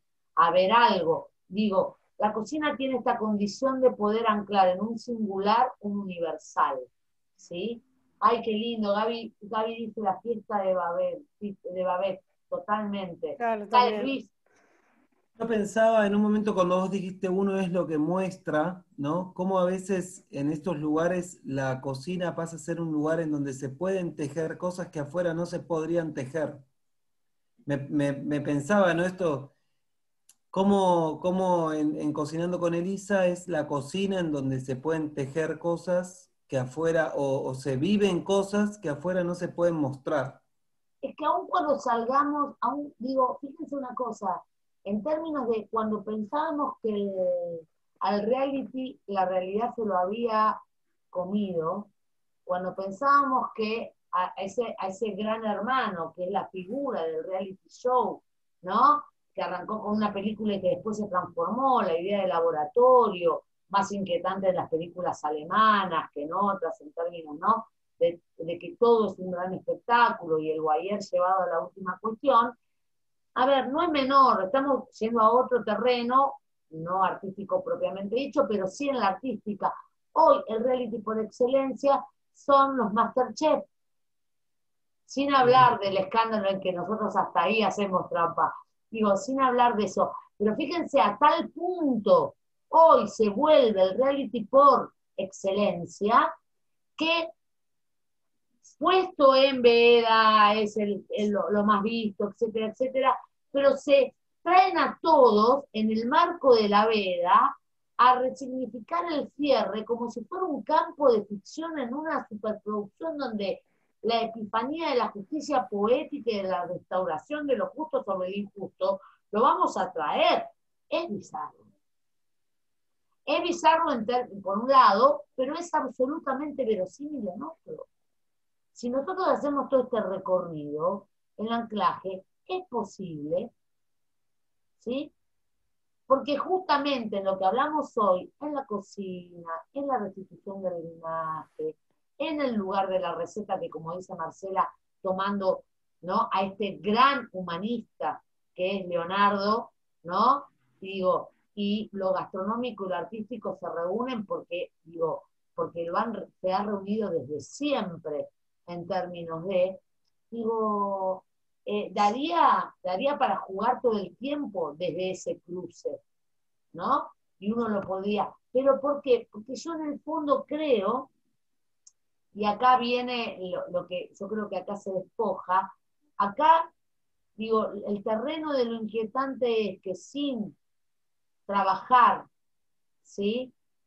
Trabajando en un universo altamente poetizado, altamente de ficción, y se nota la ficción porque la escritura se pone en primer plano, ¿sí? Lo que se le quita es la magia. Se le quita todo campo de idealización, ¿sí? Yo acá no tengo la idealización sobre el pobre, no tengo la idealización sobre la cocina, todo aquel campo del orden de lo romántico, de la magia, es más, de la relatoría de esa cuentística de la que somos herederos y tanto mal en parte nos han hecho, ¿no? De la bruja, el campo de hadas, a ver, las ollas, en toda la cuentística, ¿no? Más allá de las migas que dejo para que el otro me encuentre, etcétera, etcétera, las ollas, el cocinar el cuerpo del otro, el preparar un brebaje para que salve. En principio es un espacio que recupera la contradicción que hace a la naturaleza del sujeto, lo bueno y lo malo, ¿sí?, en el mismo ámbito. Creo que eso es lo que trae. Y por eso se vuelve una síntesis fantástica como campo metafórico. Antes de que me olvide, y para ser fiel a lo que habíamos puesto como regla, que era el tiempo, ¿sí? E ir cerrando el convite de hoy, lo que les propongo número 1 es que acerquen en esta semana, pensando que en octubre hacemos nuestro próximo encuentro, ¿sí? Por un lado, que acerquen la cuestión si les vino o les complicó mucho a quienes ya fueron parte del otro, que fuesen domingo. Que fuesen domingo, que fueran las 8 de la noche, digo, porque si no podemos seguir con la cuestión de rotar, ¿sí? De rotar de día, etcétera, etcétera, no de horario, me parece que las 8 está bueno, que le da posibilidad a alguien que pueda tomar un vino, ¿sí? Porque si no, un menú con mate como la otra vez a mí me había resultado raro, ¿sí? Pero digo, por un lado, esto, a ver qué podemos pensar en términos si los fines de semana complica o no complica para poder pensar en nuestro próximo encuentro de octubre. Y acercar. Digo, Luis no había estado en el otro y sin embargo dijo, vos tiraste este evento y a mí me hizo acordar al cuento que se llama Hambre. O sea, ¿sí? Digo, lo que les propongo es que va a estar grabado, yo lo voy a subir al canal de YouTube para que después a quien le interese sepa del evento y lo tenga, todo eso, y se lo voy a avisar. Pero acerquen, digo, no piensen que tienen que armar un menú, ¿eh? No es que, a la respuesta de lo que elijo, tengo que armar todo. Pueden elegir, ¿no? Un libro, pueden elegir un autor, pueden elegir un tema, pueden elegir una pintura que les interese. Hoy yo dejé afuera la pintura porque el otro día había dejado afuera el cine, ¿no? Digo, esto es lo que pasaba. Sí, bueno, acá Karina plantea El color del blanco del baño y una de las películas emblemáticas del maestro Hitchcock, que es Psicosis, ¿sí? Y el blanco uno lo recupera mejor aún en la película que es blanco y negro, más que en la remake de Gus Van Sant, ¿no? En los 90, donde uno ve, ¿no?, ese territorio bien blanco con la sangre roja y le decimos, a vos no te creo, yo le creo a Hitchcock, ¿sí? Y mientras yo quiero, no la voy a poner a ella, pero la voy a poner cantando, quiero...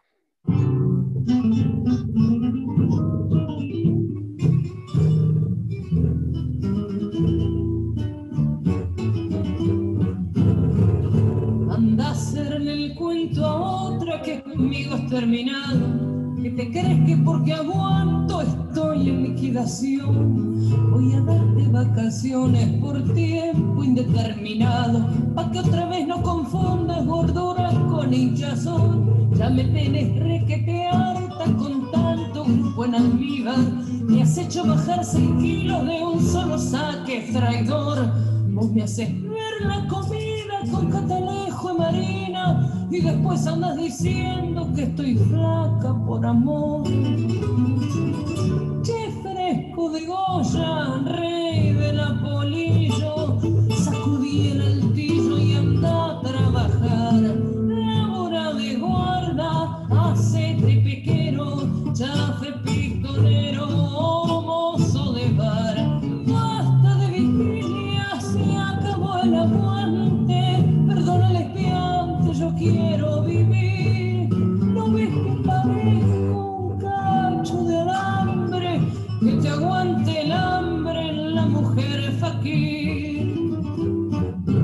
Tu tranquilidad pasmosa es lo que más me subleva, pues no te hace mala sangre de campanear como voy. Me tenés en el trapecio de la vida haciendo pruebas. Soy tu mujer, soy un bulto, al final ¿qué es lo que soy? No quiero correr más liebre, mi independencia ha llegado.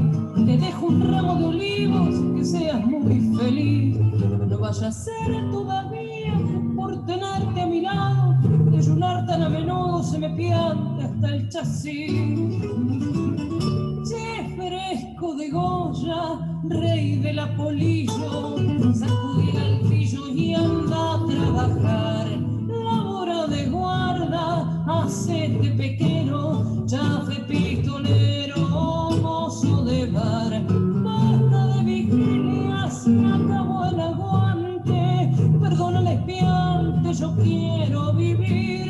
¿No ves que parezco un cacho de alambre? Que te aguante el hambre, che, la mujer es fakir.